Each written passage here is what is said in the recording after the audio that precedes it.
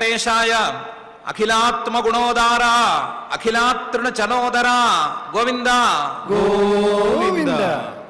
శ్రితజన పరిపాలం శేషశైలాలవాలం శమదమగుణజాలం శాతితోత్తాలతాళం శతధృతిగృహనాళం శాశ్వతాతీతకాలం శబలమనుజమాలం శేషవాహం నమామి అని జగజ్జన్మస్థితిలయ కారణమైనటువంటి శ్రీనివాస పరమాత్ముని భక్తిగా ప్రార్థించుకుంటూ శ్రీశుకుల వారు ఉపదేశం చేసిన శ్రీమద్భాగవత మహాగ్రంథం యొక్క అధ్యయన కార్యక్రమాన్ని ఈ సాయంకాల వేళ మనం ప్రారంభించుకుందాము. ప్రారంభంలో యథాప్రకారం ఆచార్యుల వారితో కలిసి ప్రార్థనా శ్లోకాలను చదువుకుని ఈ కార్యక్రమానికి మంగళాచరణం చేసుకుందాము. శ్రీ గురు ప్రార్థనా. గురుర్బ్రహ్మా గురుర్విష్ణు గురుర్దేవో మహేశ్వరః గురుః సాక్షాత్ పరం బ్రహ్మ తస్మై శ్రీ గురవే నమః. శ్రీనివాస ప్రార్థనా. మారుతీడ్యపదాబ్జాయ మారమాతృప్రియాయ చ మారుతాయామలభ్యాయ శ్రీనివాసాయ తే నమః. అథ సంకల్పః.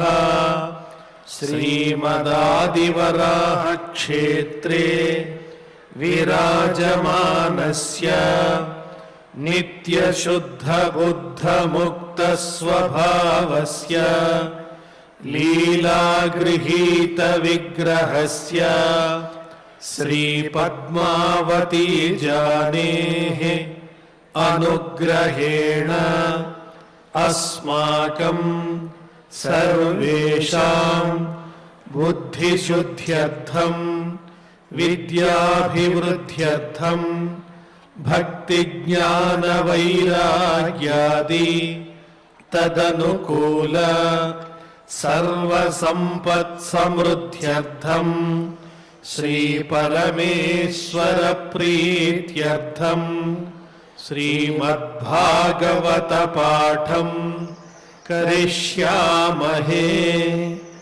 అస్య శ్రీమద్భాగవత స్తోత్ర మహామంత్రస్య నారద ఋషిః బృహతీ ఛందః శ్రీకృష్ణః పరమాత్మా దేవతా బ్రహ్మ బీజం భక్తిశక్తిః జ్ఞాన వైరాగ్యే కీలకం అస్మాకం శ్రీమద్భగవత్ ప్రసాద సిద్ధ్యర్థే పాఠే వినియోగః ధ్యానం నారాయణానల నిధాన పవిత్ర గర్భం శ్రీవ్యాససూత శుక శౌనక శంకుయుక్తం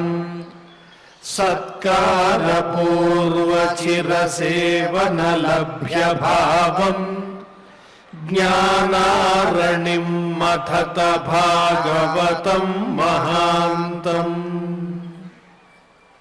శ్రీ గురుభ్యో నమః. 2 స్కంధాల భాగవతోపదేశం పూర్తయింది. ఈ 2 స్కంధాలలో ఉపోద్ఘాత రూపంలో చెప్పదలుచుకున్నటువంటి విషయాన్ని సంగ్రహంగా ప్రతిపాదన చేశారు అని చెప్పుకున్నాం. సంగ్రహంగా ఇంతవరకు ప్రతిపాదన చేసిన ఉపోద్ఘాత రూపంలో చెప్పినటువంటి విషయాలను విస్తృతంగా పైన ఉపదేశ రూపంలో అందించడానికి 3వ స్కంధం నుంచి గ్రంథాన్ని ఉపదేశాన్ని ప్రారంభిస్తున్నారు. ఆ 3వ స్కంధంలో ఇంతకుముందే మనం అనుకున్నట్లుగా విదురుడు మైత్రేయ మహర్షి గారిని కలవటము, ఆ మైత్రేయ మహర్షి గారితో విదురుడి యొక్క సంవాదము, ఆయన ఉపదేశం చేయటము అనేటువంటి అంశముంది. 4 అధ్యాయాల వ్యవహారం అది. దాని తర్వాత ఆ మైత్రేయ మహర్షి గారు చెప్పినటువంటి సర్గ నిరూపణం, మైత్రేయ మహర్షి గారు మాత్రమే కాకుండా ఇంకా వేరే రూపంలో వచ్చినటువంటి సర్గ నిరూపణం అనే 8 అధ్యాయాలు, సృష్టి జరిగిపోగా ఆ సృష్టి యొక్క స్థితిని సాధించటానికి పరమాత్మ అవతారాలను ధరిస్తాడు అని చెప్పటానికి ఉదాహరణగా వరాహావతారాన్ని గురించినటువంటి 7 అధ్యాయాలు, తర్వాత విసర్గ గురించినటువంటి ప్రస్తావన 1 అధ్యాయం, ఆ విసర్గలో కపిలావతారం యొక్క ప్రవృత్తి, ఆ కపిలావతారంలో కపిల ఆఖ్యానం అనేటువంటి 13 అధ్యాయాలు వెరసి మొత్తం 33 అధ్యాయాల తృతీయ స్కంధోపదేశం ఇప్పుడు ప్రారంభం కాకబోతోంది. ఇంతవరకు సంప్రదాయాన్ని శ్రీమత్ పరమాత్మే సాక్షాత్తుగా బ్రహ్మగారికి చెప్పగా, ఆ బ్రహ్మగారు నారద మహర్షి గారికి చెప్పగా, నారద మహర్షి గారు వేదవ్యాస మహర్షి గారిని ప్రోత్సహించగా, ఆయన శ్రీశుకుల వారికి చెప్పగా, శ్రీశుకుల ద్వారా ఇటు పరీక్షిత్తుకి అటు సూతుడికి ఇద్దరికీ అందగా ఆ ఉపదేశం శౌనకాది మహర్షుల ద్వారా మనందరికీ అందుతోంది అని ఒక సంప్రదాయాన్ని చెప్పారు. ఈ సంప్రదాయం మాత్రమే కాకుండా శేషుడు, ఆదిశేషుడు సనత్కుమారుల వారికి చెప్పటం అనేటువంటి కొత్త సంప్రదాయాన్ని కూడా తెర మీదకు తీసుకొస్తూ, కేవలం పరమాత్మ సంప్రదాయం మాత్రమే కాదు, భగవత్ సంప్రదాయం మాత్రమే కాదు, భాగవత సంప్రదాయం కూడా ఉంది అనే అంశాన్ని చెప్పబోతూ ఈ 3వ అధ్యాయాన్ని ప్రారంభిస్తున్నారు. ఈ 3వ అధ్యాయ ప్రారంభంలో శ్రీశుకుల వారు పరీక్షిత్తుతో ఇలా అన్నారు అని చెప్తున్నారు. శ్రీశుక ఉవాచ ఏవమేతత్పురా పృష్టో మైత్రేయో భగవాన్ కిల క్షత్తావనం ప్రవిష్టేన త్యక్త్వా స్వగృహమృద్ధిమత్ అని. ఇంతవరకు నీకు చెప్పినటువంటి సర్గ 2 రకాల సృష్టి, స్థూల సూక్ష్మ సృష్టి, దానితో పాటుగా బ్రహ్మ విష్ణు శివ రూపాల్లో సృష్టి స్థితి లయాలను చేయటం అనేటువంటి అంశాలన్నీ చెప్పుకున్నాం కదా. దానితో పాటుగా పైన చెప్పవలసినటువంటి అంశాలను మైత్రేయ మహర్షి గారు విదురుడికి చెప్పాడు. ఏవమేతత్, ఇంతవరకు చెప్పింది, ఇక మీద చెప్పబోయేది కూడా.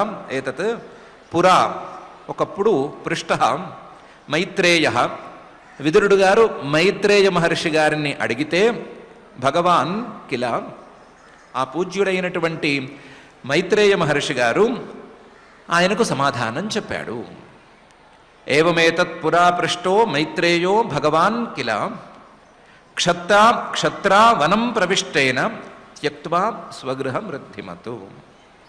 క్షత్ర దాసీపుత్రుడైనటువంటి విదురుడు వనం ప్రవిష్టైన, తీర్థయాత్రలలో భాగంగా ఒక అడవిలోకి చేరగా, ఆ అడవిలో మైత్రేయ మహర్షి గారిని చూడగా మైత్రేయ మహర్షి గారిని అడిగాడు. మైత్రేయ మహర్షి గారు దానికి సమాధానం చెప్పగా ఈ అంశమే వారిద్దరి మధ్య ప్రస్తావనకు వచ్చింది. విదురుడు త్యక్త్వా స్వగృహమృద్ధిమత్, విదురుడు సమృద్ధమైనటువంటి సర్వ సంపదలతోనూ తలతూగేటువంటి తన యొక్క రాజభోగాలతో సమానమైన భోగాలను అందించేటువంటి మందిరాన్ని, తన ఇంటిని విడిచిపెట్టి అడవుల బాట పట్టవలసి వచ్చింది. ఆ అడవుల బాట పట్టవలసి వచ్చినప్పుడు విదురుడికి మైత్రేయ మహర్షి గారు కలిసి ఈ విషయాన్ని చెప్పారు అని శ్రీశుకుల వారు అంటున్నారు. ఏవమేతత్ పురా పృష్ట మైత్రేయో భగవాన్ కిల క్షత్రా వనం ప్రవిష్టేన త్యక్త్వా స్వగృహం రుద్ధిమత్ అని.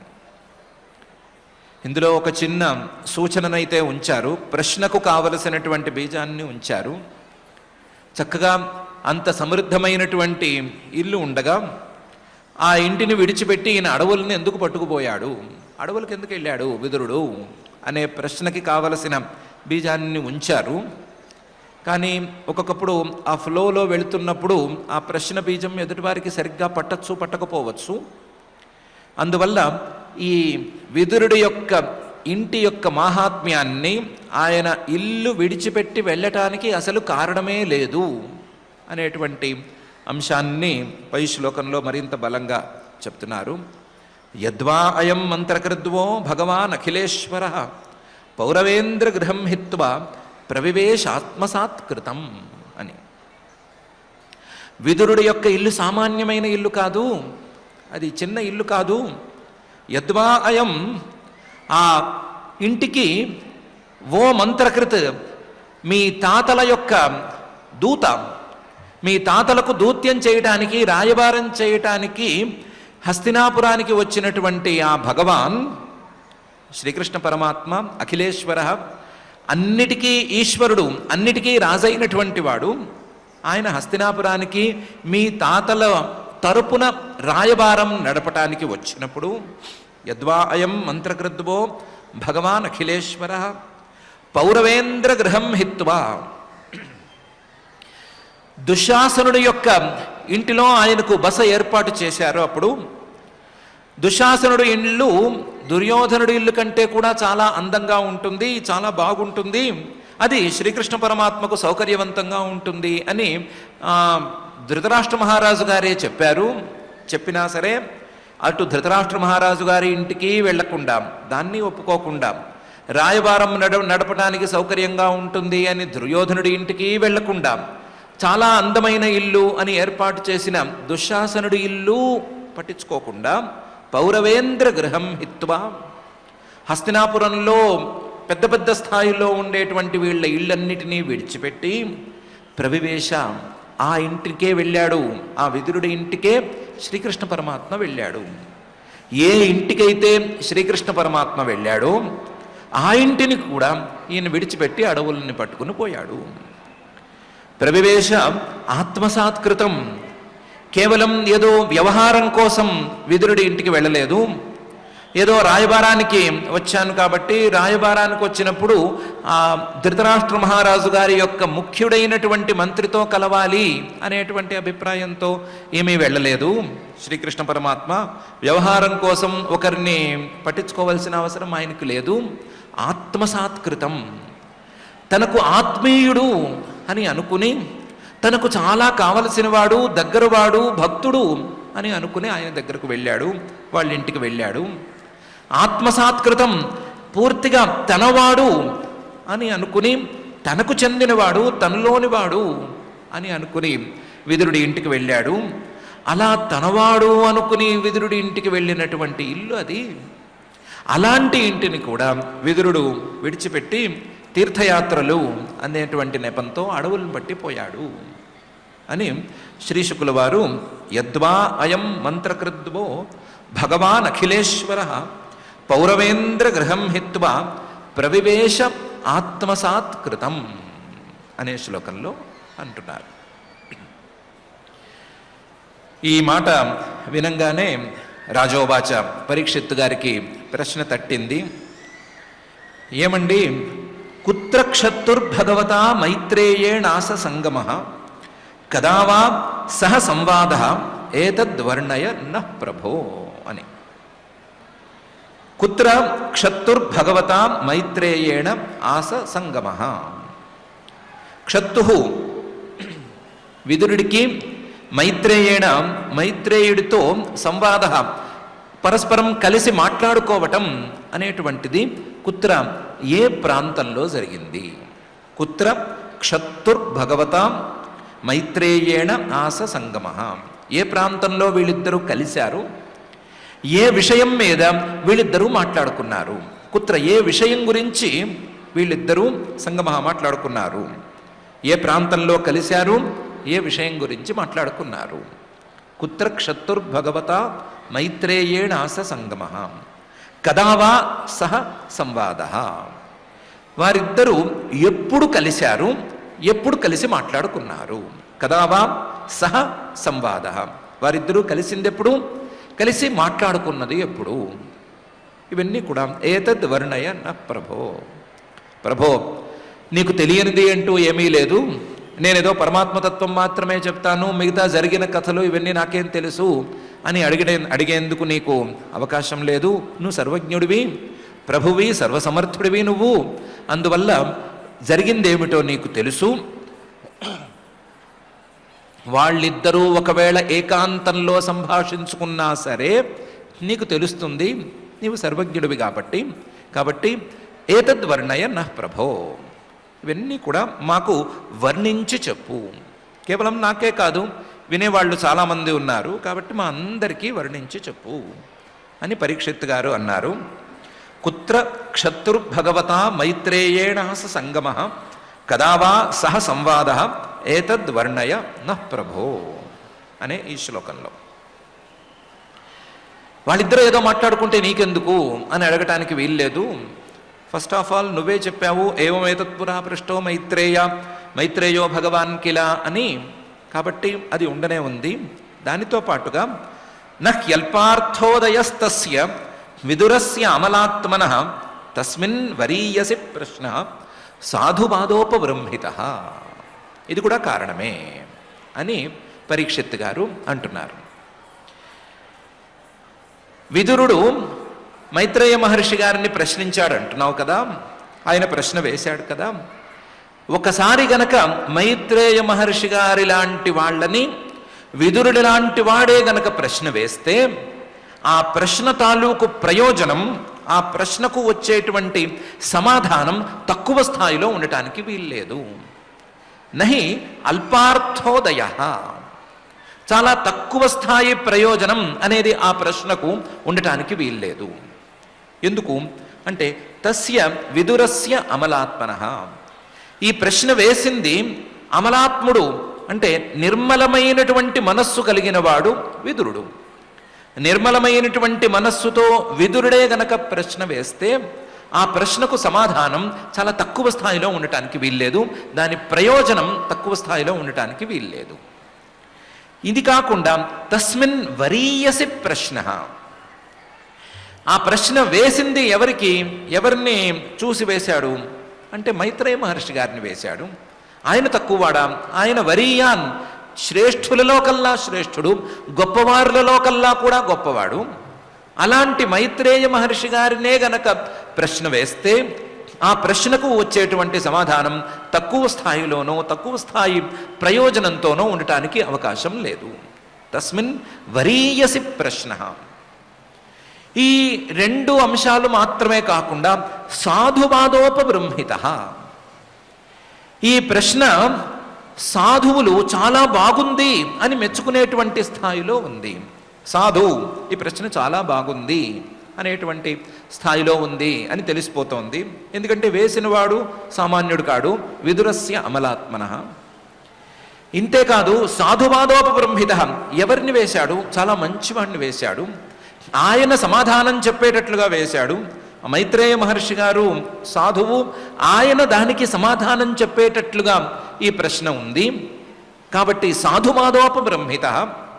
ఈ రెండు మాత్రమే కాకుండా మైత్రేయ మహర్షి గారు ప్రశ్న బాగుంది అని మెచ్చుకునే స్థాయిలో ఉండి తీరుతుంది. ఆయన సాధువాదం చేశాడు అంటే దాని యొక్క సమాధానం సామాన్యంగా ఉండటానికి వీల్లేదు. కాబట్టి నహ్యల్పార్థోదయస్తస్య విదురస్య అమలాత్మనః తస్మిన్ వరీయసి ప్రశ్న సాధువాదోపబృంహిత. కాబట్టి దీని ప్రయోజనం చాలా పెద్ద స్థాయిలో ఉండాలి, దీని రేంజ్ చాలా ఉత్తమ స్థాయిలో ఉండాలి. కాబట్టి దాని గురించి మాకు చెప్పు అని పరీక్షిత్ గారు శ్రీ శుకుల వారిని అడిగారు. దానికి శ్రీ శుకుల వారు ఏమి సమాధానం చెప్పబోతున్నారు అనటానికి ముందు సూతుడు శౌనకాది మహర్షులకు చెప్తున్నాడు. స ఏవం ఋషివర్యోయం పృష్టో రాజ్ఞా పరీక్షిత ప్రత్యాహతం సుబహువిత్ ప్రీతాత్మ శ్రూయతామితి. స ఏవం ఋషివర్యోయం, ఋషివర్య ఋషులలో ఆత్మదర్శనాన్ని సాధించిన వారిలో వర్య శ్రేష్ఠుడైనటువంటి శ్రీ శుకుల వారు పృష్టో రాజ్ఞా పరీక్షిత, పరీక్షిత్తు మహారాజు గారు ఈ రకంగా ప్రశ్న వేయగా ప్రత్యాహ సమాధానం చెప్పారు. స ఏవం ఋషివర్యోయం పృష్టో రాజ్ఞా పరీక్షిత ప్రత్యాహ. చెప్పేటువంటి ఈ శ్రీ శుకుల వారు సుబహువిత్, ఆయన సర్వజ్ఞుడు, ఆయనకు తెలియనిది అనేది లేనే లేదు. సుబహువిత్, అందులోనూ ప్రశ్న బీజాన్ని ఆయనే ఒకసారి గట్టిగా నొక్కి చెప్పారు కాబట్టి తాను పరీక్షిత్తు గారు అడగాలి అనుకున్న దాన్నే పరీక్షిత్తు గారు అడిగారు కాబట్టి అసలు ఇలాంటి ప్రశ్నలు వేస్తే సంతోషించే స్వభావం ఉన్నవాడు కూడా కాబట్టి ప్రీతాత్మ, చాలా సంతోషించాడు. సంతోషించి సంతోషంగానే సమాధానం చెప్పాడు. ఏమని సమాధానం చెప్పాడు? శ్రూయతాం, విను, నేను తప్పకుండా చెప్తాను అని సమాధానం మొదలుపెట్టాడు. స ఏవం ఋషివర్యోయం పృష్టోరాజ్ఞా పరీక్షిత ప్రత్యాహతం సుబహువిత్ ప్రీతాత్మా శ్రూయతామితి. అందులో ముందు ఇంతటి విదురుడు రాజ్యంలో తన యొక్క మాట చెల్లుతున్న స్థాయిలో ఉన్నవాడు, మంచి ఇల్లు, వాకిలి, గొడ్డు, గోద అంతా సవ్యంగా ఉన్నవాడు, చాలా పవిత్రమైన ఇల్లు అని పేరుగాంచిన ఇల్లు ఉన్నవాడు, సాక్షాత్తు శ్రీకృష్ణ పరమాత్మే ప్రవేశించిన ఇల్లు గలవాడు. అలాంటి వాడు ఇల్లు వదిలిపెట్టి అరణ్యాలకు ఎందుకు వెళ్ళిపోయాడు అనేందుకు కారణాన్ని 11 శ్లోకాల్లో శ్రీ శుకుల వారు ముందుగా చెప్తున్నారు. యదాతు రాజా స్వసుతాన సాధూన్ పుష్ణన్న ధర్మేణ వినష్ట దృష్టి భ్రాతుర్యవిష్ఠస్య సుతాన్ విబంధూన్ ప్రవేశ్య లాక్షాభవనే దదాహ అని మొదటి శ్లోకంలో మొదటి కారణం చెప్తున్నారు. విదురుడు టోటల్గా ధృతరాష్ట్రుడి మీద చాలా మనస్సు చెదిరిపోయి ఉన్నాడు. ఇల్లు విడిచిపెట్టి వెళ్ళిపోయే క్షణం ముందు ధృతరాష్ట్రుడి మీద పూర్తిగా మనస్సు విరిగిపోయి ఉన్నాడు. దానికి చిన్నప్పటి నుంచి పాండవులు పుట్టి రాజ్యంలోకి వచ్చిన దగ్గర నుంచి జరుగుతున్నటువంటి క్రమంగా వచ్చినటువంటి సంఘటనలు కారణం. అందులో మొదటి సంఘటన, యదాతు రాజా స్వసుతాన్ అసాధూన్ పుష్ణన్ అధర్మేణ వినష్ట దృష్టి. దుర్యోధనుడు వీళ్ళందరి మీద పుత్ర వ్యామోహాన్ని పెంచుకున్నటువంటి ధృతరాష్ట్ర మహారాజు గారు, రాజా స్వసుతాన్ తన పిల్లల్ని అసాధూన్, దుర్యోధనుడు మొదలైనటువంటి మంచివారు కానటువంటి పిల్లల్ని పుష్ణన్, బాగా పోషించటం మొదలుపెట్టాడు. పోషించటం అంటే ఏదో తిండి పెట్టడం, బలంగా తయారు చేయటం కాదు. అధర్మేణ, వాళ్లకు ఏ అధర్మ సంకల్పాలు, అధర్మ భావాలు ఉన్నాయో వాటినే పోషించడం మొదలుపెట్టాడు. వాళ్ళని సపోర్ట్ చేయటం మొదలుపెట్టాడు. ఎందుకు అంటే వినష్ట దృష్టి. ఈయనకి కళ్ళు లేవు అని కారణం కాదు. ఈయనకు అసలు రాజ్యం బాగుండాలి, నా తరువాతి తరం బాగుండాలి, రాజ్యంలో రాజవంశీకులందరూ సవ్యంగా ఉండాలి అనేటువంటి దృష్టి లేదు. నా పిల్లలు ధర్మ మార్గంలో నడుచుకోవాలి అనేటువంటి ఆలోచన లేదు. విజన్ అనేది లేనే లేదు. ఆ విజన్లో సరి అయినటువంటి ధార్మికమైన పంథ అనేది లేదు. కాబట్టి వినష్ట దృష్టి. వినష్ట దృష్టి తన పిల్లల్ని అధర్మ మార్గంలోకి ప్రోత్సహిస్తున్నాడు. వాళ్ళని బాగా బలపరుస్తున్నాడు. వాళ్ళు చేసే ప్రతి చెడ్డ పనిని ఇతను బలపరుస్తున్నాడు. ఆ బలపరచడంలో భాగంగా ఎంత దూరం వెళ్ళాడు అంటే, తన పిల్లలు కాక వేరే పిల్లలందరినీ కూడా వేరే దృష్టితో చూడడం మొదలుపెట్టాడు. రాజుగారు తన రాజ్యంలో ఉండేటువంటి ప్రతి మనిషిని తన పిల్లలతో సమానంగా చూసుకోవాలి అనేటువంటి నియమం ఉంటూ ఉండగానే దానికంటే విరుద్ధంగా తన తమ్ముడి పిల్లల్ని కూడా ఆయన సరిగ్గా చూడటం అనేది చేయటం లేదు. భ్రాతుర్యవిష్ఠస్య సుతాన్, తన తమ్ముడు, సొంత తమ్ముడు, తనకు చిన్నవాడు, తనకంటే చిన్నవాడు, ఆ చిన్నవాడి పిల్లలు వచ్చారు, వాళ్ళని సరిగ్గా చూసుకుందాము అని అనుకోవటం లేదు. వాళ్ళని సరిగ్గా చూసుకోవటానికి ఒక జాలి గొలిపే కారణం అప్పటికి ఉంది. ఎందుకంటే విబంధూన్, వాళ్ళు తండ్రి లేక, తండ్రి అరణ్యంలోనే మరణిస్తే రాజ్యంలోకి వచ్చారు. వచ్చినా సరే వాళ్ళని ఏమాత్రం సరిగ్గా చూసుకోలేదు సరికదా. ప్రవేశ్య లాక్షాభవనే దదాహ, వెకేషన్కి అని పంపించి లక్క ఇల్లు తయారు చేయించి ఆ లక్క ఇంట్లోకి వాళ్ళను ప్రవేశపెట్టి అది కాలిపోయేటట్లు చేశాడు. ఈయన ఆర్డర్స్ పాస్ చేసి ఉండకపోవచ్చు, ఏర్పాట్లు చేసింది వేరే వాళ్ళు అవ్వచ్చు, కానీ ఈయన దృష్టికి వచ్చినా సరే దాన్ని ఏమాత్రం ఈయన అడ్డుకోలేదు. ఎందుకు అడ్డుకోలేదు అంటే, వాళ్ళు మాడి మసైపోతే వదిలిపోతుంది, పీడా విరగడైపోతుంది, మన పిల్లాడికి రాజ్యం ఇచ్చుకోవచ్చు అనేటువంటి దుర్బుద్ధి ఆయనకు ఉంది. యదాతు రాజా స్వసుతాన సాధూన్ పుష్ణన్ అధర్మేణ వినష్ట దృష్టి భ్రాతుర్యవిష్ఠస్య సుతాన్ విబంధూన్ ప్రవేశ్య లాక్షాభవనే దదాహ. కాలిపోయింది వాళ్లే అని నమ్మాడు, నమ్మి సంతోషం కూడా పడ్డాడు. అలాంటి దుర్మార్గుడు ఈ దుర్మార్గాన్ని విదురుడు అప్పుడే సహించలేకపోయాడు. తర్వాత చాలా పరిణామాలు జరిగినాయి.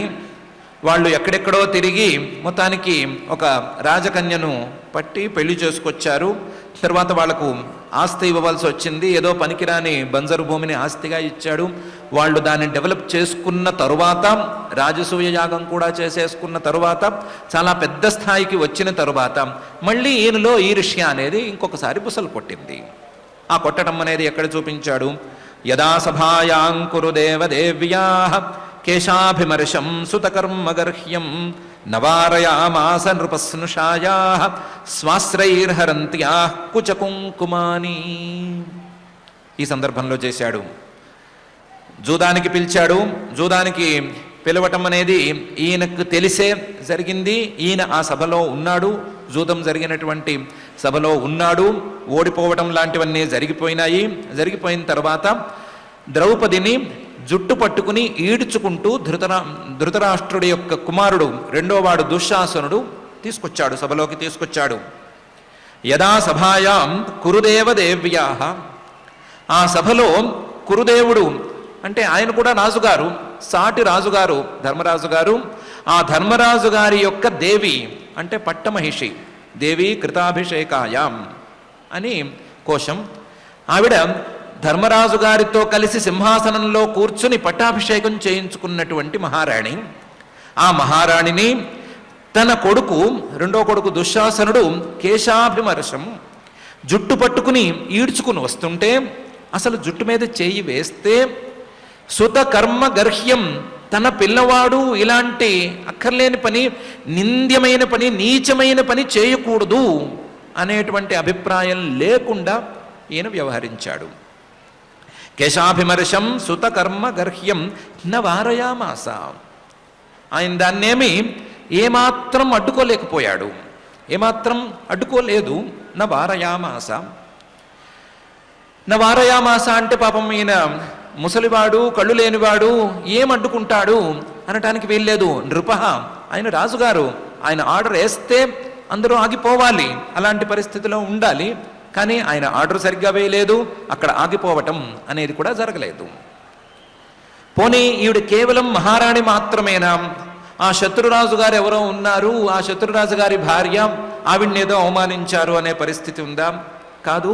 స్నుషాయాహ, తనకు కోడలు వరుస అవుతుంది ఆవిడ. తన కోడల్ని తన ఇంకో కొడుకు జుట్టు పట్టుకుని సభలోకి ఈడ్చుకొస్తుంటే ఈయన ఆపలేదు అంటే ఈయన దుర్మార్గం ఏ స్థాయిలో ఉంది అని తెలిసిపోతోంది. ఆవిడ ఏమన్నా సామాన్యురాలా అంటే స్వాశ్రైర్హరంత్యాః కుచ కుంకుమాని. ఆవిడ ఏకధాటిగా కన్నీళ్లు కారుస్తోంది, ఏకధాటిగా కన్నీళ్లు కురిపిస్తోంది. ఆ కన్నీటి ధారకి ఆవిడే పూసుకున్నటువంటి, వక్షస్థలం మీద పూసుకున్నటువంటి కుంకుమం అంటే కుంకుమ పువ్వుతో చేసినటువంటి గంధం లాంటివన్నీ కూడా కరిగి కింద కారిపోతున్నాయి. అంత ఏడుస్తోంది. సామాన్యంగా ఏడవటం లేదు, అసామాన్యురాలు ఈవిడ సామాన్యురాల్లా ఏడుస్తోంది. ఏడుస్తున్నా సరే, ఆ ఏడుపు వినిపిస్తున్నా సరే, ఆ ఏడుపుకి ప్రతిఫలం మనం తప్పనిసరిగా చెల్లించుకోవలసిందే అని తెలుస్తున్నా సరే ఈయన ఆపలేదు. యదా సభాయాం కురు దేవదేవ్యాః కేశాభిమర్శం సుత కర్మగర్హ్యం న వారయామాస నృపస్నుషాయాః స్వాశ్రైర్హరంత్యాః కుచ కుంకుమాని. ఇంతేకాదు, ఈ వ్యవహారమంతా ఒక దశకు చేరుకుంది. మధ్యలో పరమాత్మ ప్రవేశించాడు కాబట్టి ఈవిడ కష్టం ఎక్కువ దూరం వెళ్ళలేదు, కష్టం ఆగిపోయింది.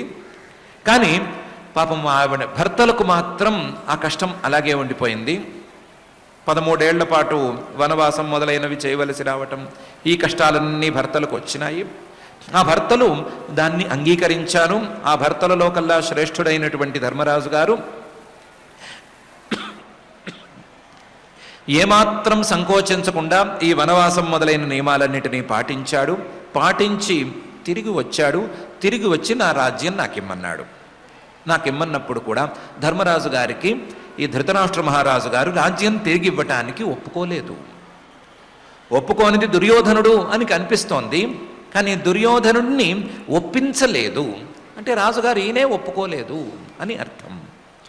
ద్యూతే త్వధర్మేణ జితస్య సాధోః సత్యావలంబస్య వనాగతస్య న యాచతోదాత్ సమయేన దాయం తమోజుషాణో యదజాతశత్రోః.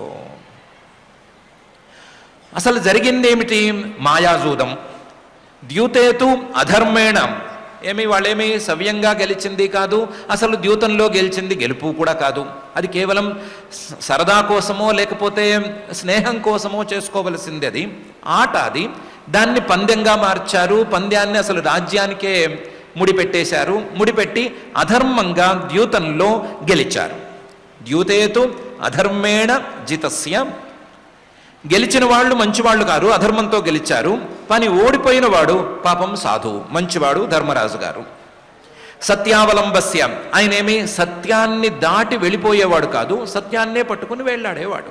సత్యావలంబస్య వనాగతస్య, ఆయన తను చెప్పిన మాటకు కట్టుబడి తాను పణంగా పెట్టాడు కాబట్టి రాజ్యాన్ని, లేదా 13 ఏళ్ళు వనవాసం చేస్తాను అని చెప్పాడు కాబట్టి వనాగతస్య, అడవులకు వెళ్ళిపోయాడు. ఏమాత్రం హెసిటేట్ చేయలేదు.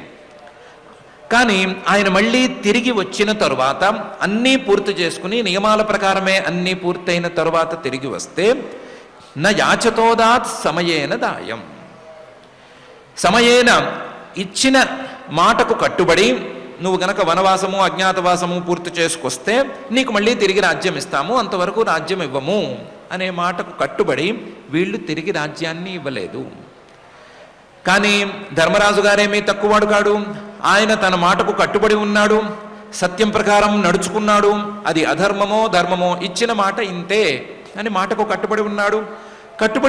కట్టుబడి ఉండి అన్ని నియమాలు పూర్తి చేసుకుని తిరిగి వచ్చి అడిగాడు కూడాను. యాచత, అడుగుతున్నా సరే వీళ్ళు తిరిగి ఇవ్వలేదు. అదాత్ సమయేన దాయం. ఎందుకు అంటే తమోజుషాణ, అలవి లేనటువంటి పుత్ర వ్యామోహం, మోహ రూపంలో ఉండేటువంటి తమస్సు, అజ్ఞాన రూపంలో ఉండేటువంటి తమస్సు, అవివేక రూపంలో ఉండేటువంటి తమస్సు, దీన్ని సేవించుకున్నాడు. ఈ మార్గం పట్టాడు. అవివేకులు నడుచుకునేటువంటి దారిలో నడవటానికి ఇష్టపడ్డాడే కానీ వివేకవంతులు నడుచుకునేటువంటి దారిని ఇష్టపడలేదు. అయిందేదో అయిపోయింది, జరిగిందేదో జరిగింది, నియమాలన్నారు లేదా పందెం అన్నారు, పందెంలో ఓడిపోయాడన్నారు. ఓడిపోయిన వాడు వెళ్ళాడు కదా, నియమం ప్రకారం అన్ని సంవత్సరాలు ఉన్నాడు కదా, తిరిగి వచ్చినప్పుడు ఇచ్చేద్దాము అని కూడా కనీసం అనుకోలేదు. ద్యూతే త్వధర్మేణ జితస్య సాధోః సత్యావలంబస్య వనాగతస్య న యాచతోదాత్ సమయేన దాయం తమోజుషాణో యదజాతశత్రోః. యదా చ పార్థ ప్రహితః సభాయాం జగద్గురుర్యాని జగాది కృష్ణః నతాని పుంసాం అమృతాయనాని రాజోరుమేనే క్షతపుణ్యలేశః. నేను ఇవ్వనన్నాడు కదా దుర్యోధనుడు, లేదా ఈయనే ధృతరాష్ట్ర మహారాజు గారు ఇవ్వనన్నాడు కదా, ఇవ్వను అన్న తరువాత యుద్ధం తప్పనిసరి అని అవతల వారు బెదిరించారు. యుద్ధాన్ని తప్పనిసరి అని వీళ్ళు ఒప్పుకున్నారు, యుద్ధం చేసేసుకుందామన్నారు. యుద్ధానికి దాదాపు సన్నద్ధమైపోయారు. అప్పుడు ఈ యుద్ధాన్ని నివారించటం కోసం ధర్మరాజు గారు చేయరాని పని చేశాడు. ఏమని చేశాడు? తనకు చాలా ఇష్టమైనటువంటి, తనకు చాలా గౌరవం ఉండేటువంటి శ్రీకృష్ణుణ్ణి రాయబారానికి పంపించాడు. శ్రీకృష్ణుణ్ణి రాయబారానికి పంపించడం ధర్మరాజు గారికి పెద్దగా ఇష్టం లేదు. కానీ శ్రీకృష్ణుడు తప్ప ఈ రాయబారాన్ని ఎవరూ సవ్యంగా నిర్వహించలేరు అని అనుకుని ఆయన్ని పంపించాడు. యదాచ పార్థప్రహిత, ఎప్పుడైతే ధర్మరాజు గారు శ్రీకృష్ణుణ్ణి రాయబారానికి పంపించారో ఆ శ్రీకృష్ణుడు నేను ఒంటరిగా కలవను, సభలోనే కలుస్తాను అన్నాడు. అందరూ ఉండగానే మాట్లాడతానన్నాడు. అందరూ చేరారు. సభ అనేది ఏర్పడింది. సభాయాం జగద్గురు, ఆయన ముల్లోకాలకు గురువు, ఆయన యాని జగాద కృష్ణ, ఆయన మాట్లాడిన మాటలు, జగద్గురువైనటువంటి శ్రీకృష్ణుడు మాట్లాడిన మాటలు పుంసాం అమృతాయనాని, అక్కడ ఉండేటువంటి భీష్ముడు ద్రోణుడు మొదలైనటువంటి వాళ్ళందరూ అమృతాస్వాదన చేస్తున్నట్లుగా, ఏదో అమృతాన్ని తాగేస్తున్నట్లుగా, నాకేస్తున్నట్లుగా వింటూ ఉంటే నతాని పుంసాం అమృతాయనాని రాజా ఉరుమేనే, ఈ ధృతరాష్ట్ర మహారాజు గారు దాన్నేం పెద్దగా లెక్క చేయలేదు. పెద్దలందరూ లెక్క చేస్తున్నారు, పెద్దలందరూ అమృతం తాగినట్లుగా తాగుతున్నారు. ఆహా, ఎంత ధర్మంగా మాట్లాడుతున్నాడు, ఎంత న్యాయం ఉంది, ఎంత మృదుత్వం ఉంది, ఎంత మాటలో సౌష్ఠవం ఉంది, వినసొంపుగా ఎంత బాగుంది అని పొగుడుతున్నారు పెద్దలందరూ. కానీ ఈ రాజుగారు మాత్రం పెద్దగా పట్టించుకోలేదు. నతాని పుంసాం అమృతాయనాని రాజా ఉరుమేనే. ఈ ధృతరాష్ట్ర మహారాజు గారు లెక్క చేయలేదు, పెద్దగా పట్టించుకోలేదు. ఎందుకు? క్షతపుణ్యలేశ. ఆయనకు పుణ్యమంతా కూడా అప్పటికే తరిగిపోయింది, కరిగిపోయింది. మంచి కీర్తికి కావలసినటువంటి పుణ్యాన్ని ఎలాగూ మూట కట్టుకోలేకపోయాడు. మంచి భోగభాగ్యాలతో జీవితాన్ని చాలించుకోవడానికి కావలసినటువంటి పుణ్యాన్ని ఎలాగూ పేరబెట్టుకోలేకపోయాడు. కేవలం రాజ్యం నిలిచి ఉండటానికి ఎంత పుణ్యం కావాలో, ఎంత పుణ్యలేశం కావాలో, ఉన్నది నడవటానికి ఎంత పుణ్యం కావాలో అంతే అట్టు పెట్టుకుని ఏడుస్తున్నాడు. ఆ పుణ్యం కూడా కరిగిపోవటానికి ఈ పని చేశాడు. క్షత పుణ్యలేశ. ఏ పని చేశాడు? జగద్గురువే అక్కడికి వచ్చి చెప్తున్నప్పుడు జగద్గురువు యొక్క మాటలను వినకపోవటం. ఆ జగద్గురువే వచ్చి చెప్తున్నప్పుడు ఆయన్ని బందీగా చేద్దాము అని తన వాళ్ళు అనుకుంటూ ఉంటే అది విన్నా కూడా విననట్లు ఉండటం అనే పనులు చేశాడు కాబట్టి ఆయన మీద ఈయనకు మనస్సు విరిగిపోయింది. యదాచ పార్థప్రహిత సభాయాం జగద్గురుర్ యాని జగాద కృష్ణ నతాని పుంసాం అమృతాయనాని రాజోరుమేనే క్షత పుణ్యలేశ అని ఈ శ్లోకంలో శ్రీ శుకుల వారు విదురుడు యొక్క ఇల్లు విడిచిపెట్టడానికి గల కారణాన్ని వర్ణిస్తూ చెప్తున్నారు. మనం ఎక్కువ దూరం ఆలోచించుకోనక్కర్లేదు, ఒకే ఒక నిర్ణయం తీసుకుంటే చాలు. అదేంటంటే ధృతరాష్ట్ర మహారాజు గారు చేసిన ఏ తప్పుల్ని మనం చేయకుండా ఉంటే సరిపోతుంది. మిగతా తప్పులు ఒక ఎత్తు, ఆ తప్పుల్ని మనం చేయరాదు. ఎవరి మీద ప్రత్యేకించి పక్షపాతం లాంటివి చూపించకూడదు. మనకు బాధ్యత ఉన్న చోట అస్సలు చూపించకూడదు. మన కోడలు వరుస అయ్యే వాళ్ళు, ఇలాంటి వాళ్ళు అవమానాలకు గురవుతుంటే పోన్లే అని విడిచిపెట్టడానికి కూడా వీల్లేదు. ఇలాంటివన్నీ సహజమైనటువంటి ధర్మ విషయాలు ఉండనే ఉన్నాయి. దానితో పాటుగా జగద్గురువే గనక ఏమైనా మనకు ఉపదేశం చేయటానికి పూనుకుంటే మనం దాన్ని అమృతంలాగా ఆస్వాదించాలే కానీ దాన్ని ఏమాత్రం లెక్క చేయకపోవటం, పెద్దగా పట్టించుకోకపోవటం, పెడచెవిన పట్టడం ఇలాంటి పనులు మాత్రం చేయకూడదు. ఆ జగద్గురువు శ్రీకృష్ణుడే అయినా, ఆ జగద్గురువు గురించి, శ్రీకృష్ణుడు గురించి, పరమాత్మ గురించి చెప్పేటువంటి జగద్గురువైన శ్రీ శుకుల వారే అయినా, ఎవరైనా సరే వారు చెప్తున్నటువంటి అంశాలను పెడచెవిన పట్టడం అనేటువంటి తప్పు మాత్రం చేయవద్దు. మనం అలా పెడచెవిన పట్టకుండా వారి యొక్క ఉపదేశాన్ని సవ్యమైన రీతిలో గ్రహించేందుకు అనుగ్రహించమని ఈ జగజ్జన్మాది కారణమైనటువంటి ఆ శ్రీనివాస పరబ్రహ్మను భక్తిగా ప్రార్థించుకుందాం. ఆ ప్రార్థనతో ఈరోజు తొందరగా పారాయణ కార్యక్రమం ప్రారంభించుకోవాలి కాబట్టి పారాయణ కార్యక్రమాన్ని ప్రారంభించుకుందాం. ఓం నమో వెంకటేశాయ. ఇంతవరకు చెప్పినటువంటి అమృత వాక్కులను మనం చక్కగా అవగమనం చేసుకుంటూ శ్రద్ధగా శ్రీమద్భాగవతంలో తృతీయ స్కంధంలో ప్రథమాధ్యాయంలో ఉండేటువంటి శ్లోకాల్ని పారాయణ చేసుకుందాం. అథ శ్రీమద్భాగవతే పారమహంస్యాం సంహితాయాం తృతీయ స్కంధే ప్రథమాధ్యాయే శ్లోకాః శ్రీశుక ఉవాచ ఏవమేతత్పురా పృష్టో మైత్రేయో భగవాన్ కిల క్షత్రావనం ప్రవిష్టేన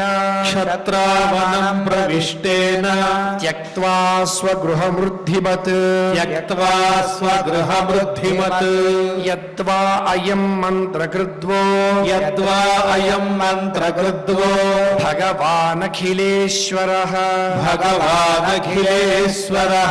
పౌరవేంద్రగృహం హిత్వా ప్రవివేశాత్మసాత్కృతం రాజోవాచ కుత్ర క్షత్ర क्षत्तुर्भगवता कुत्र क्षत्तुर्भगवता मैत्रेयेणाससङ्गमः मैत्रेयेणा ससङ्गमः कदा वा सः संवादः कदा वा सः संवादः एतद्वर्णयनः प्रभो एतद्वर्णयनः प्रभो न ह्यल्पार्थोदयस्तस्य न ह्यल्पार्थोदयस्तस्य विदुरस्यामलात्मनः विदुरस्यामलात्मनः तस्मिन् वरीयसि प्रश्नः तस्मिन् वरीयसि प्रश्नः साधुवादोपबृंहितः साधुवादोपबृंहितः सूत उवाच सूत उवाच स एवं ऋषिवर्योऽयम् स एवं ऋषिवर्योऽयम् पृष्टो राज्ञा परीक्षिता पृष्टो राज्ञा परीक्षिता प्रत्याहतं बहुवित् प्रत्याहतं सुबहुवित् प्रीतात्मा श्रूयतामिति प्रीतात्मा श्रूयतामिति श्रीशुक उवाच श्रीशुक उवाच यदा तु राजा स्वसुतान साधून् यदा तु राजा स्वसुतान साधून् पुष्टन्न धर्मेण विनष्टदृष्टिः पुष्णन्न धर्मेण विनष्टदृष्टिः भ्रातुर्यविष्ठस्य सुतान् विबन्धून् भ्रातुर्यविष्ठस्य सुतान् विबन्धून् प्रवेश्य लाक्षा भवने ददाह प्रवेश्य लाक्षा भवने ददाह यदा सभायां कुरु देवदेव्याः यदा सभायां कुरु देवदेव्याः केशाभिमर्शं सुतकर्म गर्ह्यम् केशाभिमर्शं सुतकर्म गर्ह्यम् न वारयामास नृपस्नुषायाः न वारयामास नृपस्नुषायाः स्वाश्रैर्हरन्त्याः कुचकुङ्कुमानि स्वाश्रैर्हरन्त्याः कुचकुङ्कुमानि द्यूते त्वधर्मेण जितस्य साधोः द्यूते त्वधर्मेण जितस्य साधोः सत्यावलम्बस्य वनागतस्य सत्यावलम्बस्य वनागतस्य न याचतोदात् समयेन दायम् न याचतोदात् समयेन दायम् तमोजुषाणो यदजातशत्रोः तमोजुषाणो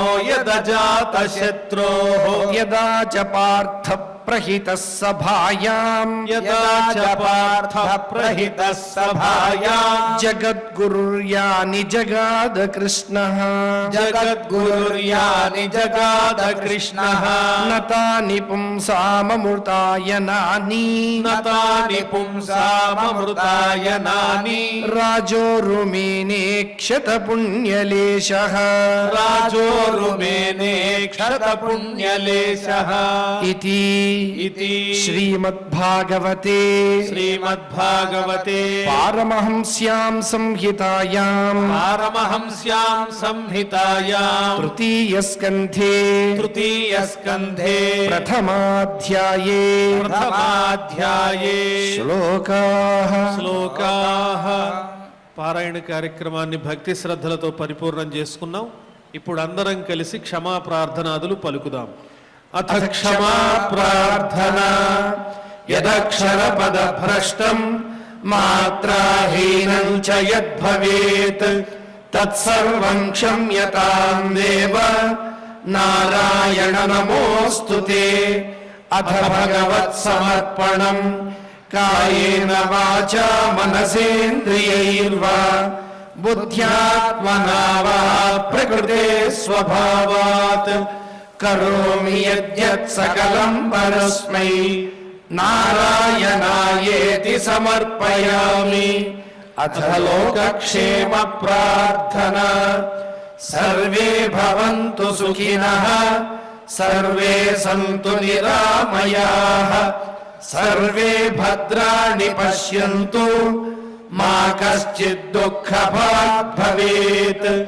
అథ మంగళం శ్రియః కాంతాయ కళ్యాణ నిధయే నిధయేర్థినాం శ్రీవేంకట నివాసాయ శ్రీనివాసాయ మంగళం.